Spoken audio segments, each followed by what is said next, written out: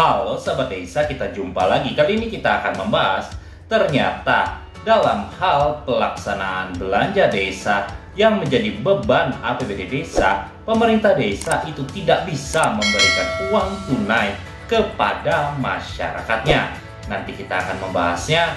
Namun sebelum lanjut videonya, alangkah baiknya kamu klik subscribe dulu sekaligus dengan like-nya. Dan jika dirasa video ini bermanfaat, silahkan share lewat media sosial kamu.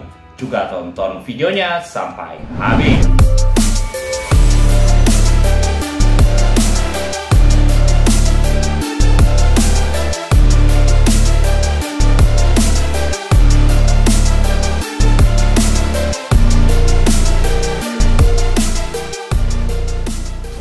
Nah, dalam hal pembahasan di video kita kali ini adalah penganggaran di APBD desa pada bidang 1 sampai bidang 4. Jadi di luar dari konteks penganggaran di bidang 5, yaitu bidang penanggulangan bencana, keadaan mendesak, dan darurat desa.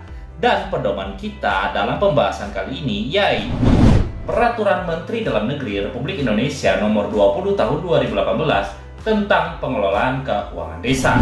Yang pertama kita ketahui dulu terkait dengan belanja desa yang mana disampaikan di pasal 15-nya. Ada dikatakan di ayat 1 itu belanja desa yaitu semua pengeluaran merupakan kewajiban desa dalam 1 tahun anggaran yang tidak akan diperoleh pembayarannya kembali oleh desa. Dan di ayat 2 belanja desa itu dipergunakan untuk mendanai penyelenggaraan kewenangan desa.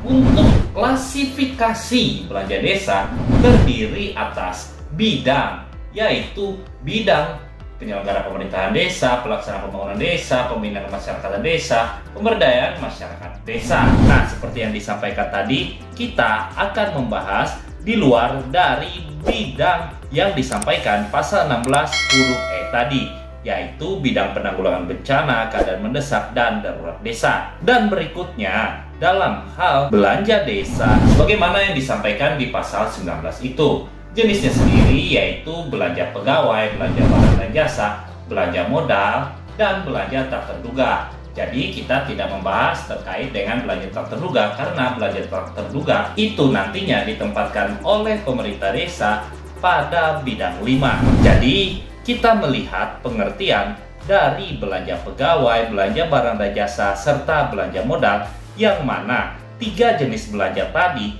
itulah yang dianggarkan oleh pemerintah desa mulai dari bidang 1 sampai bidang 4, yaitu bidang penyelenggara pemerintahan, bidang pembangunan, bidang pembinaan, dan bidang pemberdayaan masyarakat. Yang pertama kita melihat dulu untuk jenis belanja pegawai. Dikatakan di pasal 20 itu belanja pegawai dianggarkan untuk pengeluaran penghasilan tetap, tunjangan penerima lain, dan pembayaran jaminan sosial kepala desa dan perangkat desa serta tunjangan DPD. Jadi, yang namanya belanja pegawai adalah tempat penganggaran dan tempat membelanjakan bagi penghasilan tetap, kepala desa, perangkat desa, serta tunjangan BPD, dan juga untuk jaminan sosialnya. Dan selain 3 subjek tadi, yaitu kepala desa, perangkat desa, dan BPD, tidak bisa ditempatkan di belanja pegawai. Berikutnya kita melihat di belanja barang dan jasa. Sebagaimana yang disampaikan di pasal 21 itu, dikatakan belanja barang dan jasa digunakan untuk pengeluaran bagi pengadaan barang atau jasa yang nilai manfaatnya kurang dari 12 bulan. Nah, belanja barang dan jasa itu digunakan antara lain operasional pemerintah desa, pemeliharaan sarana prasarana desa, kegiatan sosialisasi atau rapat atau pelatihan bimbingan teknis, operasional BPD, insentif rukun tetangga atau rukun warga, pemberian barang pada masyarakat atau kelompok masyarakat. Nah, di belanja barang dan jasa juga kita tidak ada menemukan terkait di mana ada pengertian pemerintah desa itu bisa memberikan uang kepada masyarakatnya. Yang ada kita temukan yaitu belanja barang yang diberikan kepada masyarakat atau kelompok masyarakat, yang artinya uang yang teranggarkan pada jenis belanja barang dan jasa untuk pemberian barang kepada masyarakat atau kelompok masyarakat itu dibelanjakan dulu uang dari APBD desanya menjadi barang. Selanjutnya barulah diserahkan kepada masyarakatnya. Jadi bukan uangnya yang diberikan kepada masyarakatnya, tapi barangnya.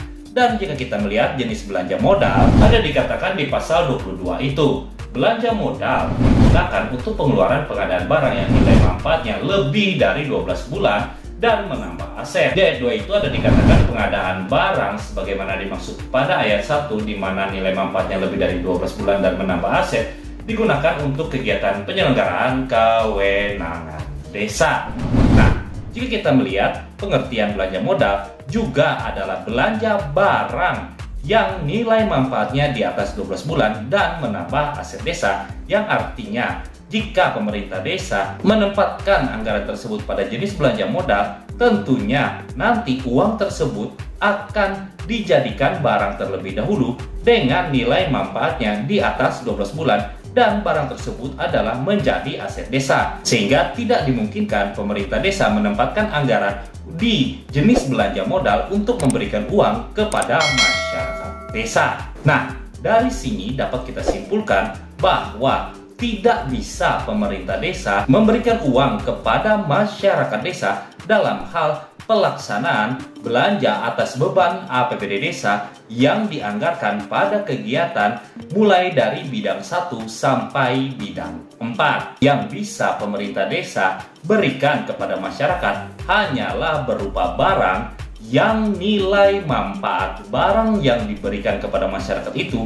kurang dari 12 bulan. Dan penyebabnya sendiri pemerintah desa tidak bisa memberikan uang tunai kepada masyarakatnya karena tidak ada pengaturan terkait kode penganggarannya dalam hal pemerintah desa memberikan uang tunai kepada masyarakatnya. Mungkin sekian dulu video kita kali ini. Terima kasih sudah menonton dan sampai jumpa lagi.